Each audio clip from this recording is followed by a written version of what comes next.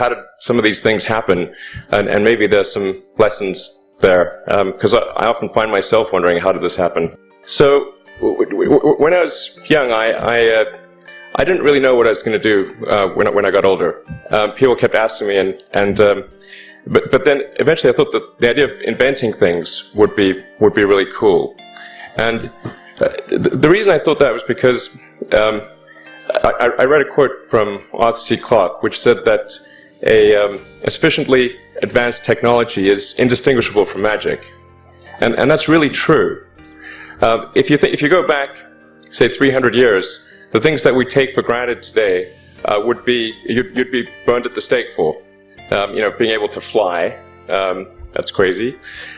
Being able to see over long distances, being able to communicate, having effectively with the internet a group mind of sorts, and having access to all the world's information instantly from almost anywhere on the earth. This is stuff that really would be magic, or would be considered magic in times past. In fact, I think it actually goes beyond that, because there are many things that we take for granted today that weren't even imagined in times past. They weren't even in the realm of magic. So it actually goes beyond that. So I thought, well, if I can do some of those things, basically if I can advance technology, then that's like magic, and that would be really cool. And I also had sort of a slight existential crisis, because I was trying to figure out, what does it all mean? Like, what's the purpose of things? And I came to the conclusion that if we can advance the knowledge of the world, if we can do things that expand the scope and scale of consciousness, then we're better able to ask the right questions and become more enlightened, and that's really the only way forward. So I studied physics and business, because I figured in order to do a lot of these things, you need to know how the universe works, and you need to know how the economy works, and you also need to be able to bring a lot of people together to work with you to create something, because it's very difficult to do something as an individual if it's a significant technology. So I originally came out to California to try to figure out how to improve the energy density of electric vehicles, basically to try to figure out if there was an advanced capacitor that could serve as an alternative to batteries. And that was in '95, and that's also when the internet started to happen. And I thought, well, I can either pursue this technology where success may not be one of the possible outcomes, which is always tricky, or participate in the internet and be part of it. So I decided to drop out. So did some internet stuff, one of which was PayPal. And I think maybe it's helpful to say one of the things that was important then in the creation of PayPal was kind of how it started, because initially the initial thought was with PayPal was to create an agglomeration of financial services. So if you have one place where all of your financial services needs would be seamlessly integrated and work smoothly. And then we had like a little feature which was to do email payments. And whenever we'd show the system off to someone, we'd show the hard part, which was the agglomeration of financial services, which was quite difficult to put together. Nobody was interested. Then we'd show people email payments, which was actually quite easy, and everybody was interested. So this is, I think it's important to take feedback from your environment. You want to be as closed loop as possible. So we focused on email payments and really try to make that work, and that's what really got things to take off. But if we hadn't responded to what people said, then we probably would not have been successful. So it's important to look for things like that and focus on them when you see them, and you correct your prior assumptions. And then going from PayPal, what are some of the other problems that are likely to most affect the future of humanity? It really wasn't from the perspective of what's the rank-ordered best way to make money, which is okay, but it was really what I think is going to most affect the future of humanity. So I think the biggest terrestrial problem we've got is sustainable energy, but the production and consumption of energy in a sustainable manner. If we don't solve that this century, we're in deep trouble. And then the other one being the extension of life beyond Earth to make life multiplanetary. So that's the basis for the latter is the basis for SpaceX, and the former is the basis for Tesla and Solar City. And when I started SpaceX, initially I thought that, well, there's no way one could possibly start a rocket company. I wasn't that crazy. But then I thought, well, what is a way to increase NASA's budget? That was actually my initial goal. So I thought, well, if we can do a low-cost mission to Mars, something called Mars Oasis, which would land seeds with seeds in dehydrated nutrient gel, and you hydrate them upon landing, and then you'd have this great sort of money shot of green plants on a red background. The public tends to respond to precedents and superlatives, and this would be the first life on Mars, the furthest that life's ever traveled, as far as we know. And I thought, well, that would get people really excited, and therefore increase NASA's budget. So obviously the financial outcome from such a mission would probably be zero. So anything better than that was on the upside. So I actually went to Russia 3 times to look at buying a refurbished ICBM. I can tell you it was very weird going there in late 2001, 2002, going to the Russian rocket forces and saying, I'd like to buy 2 of your biggest rockets, but you can keep the nuke. That's a lot more. They thought I was crazy, but I did have money, so that was. And after making several trips to Russia, I came to the conclusion that actually my initial impression was wrong about, because my initial thought was, well, that there's not enough will to explore and expand beyond Earth and have a Mars base and that kind of thing. But I came to the conclusion that was wrong.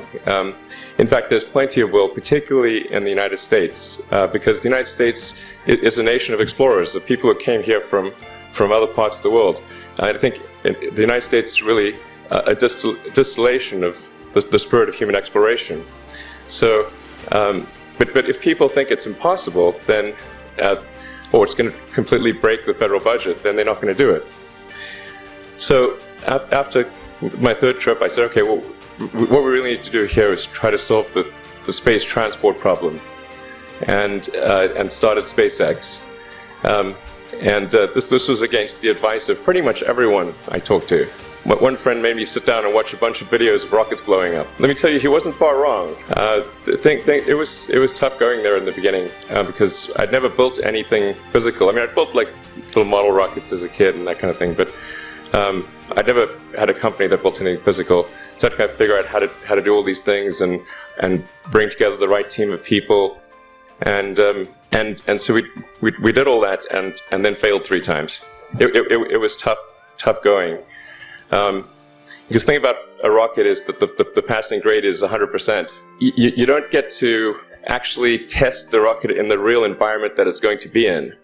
So I think the best analogy for rocket engineering is like if you want to create a really complicated bit of software, you can't run the software as an integrated whole, and you can't run it on the computer it's intended to run on. But the first time you put it all together and run it on that computer, it must run with no bugs. That's basically the essence of it. So we missed the mark there. The first launch, I was picking up bits of rocket near the launch site. It was a bit sad. But we learned with each successive flight, and were able to, eventually with the 4th flight in 2008, reach orbit. And that was also with the last bit of money that we had. So thank goodness that happened.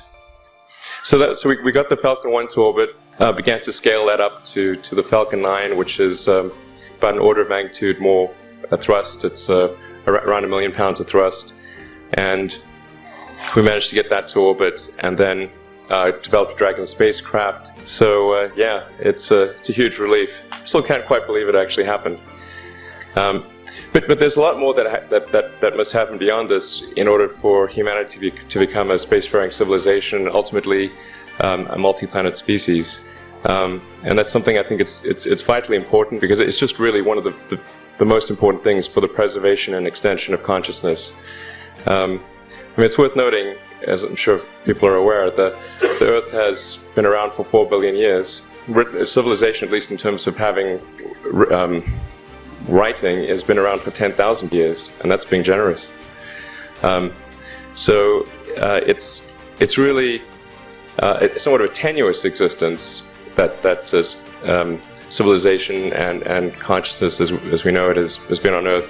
And I think I'm actually fairly optimistic about the future of Earth. So I don't want to sort of people to have the wrong impression that I think we're all about to die. I think things will most likely be okay for a long time on Earth, but not for sure, but most likely. But even if it's sort of 99% likely, a 1% chance is still worth spending a fair bit of effort to ensure that we've backed up the biosphere, planetary redundancy, if you will, and so I think it's really quite important.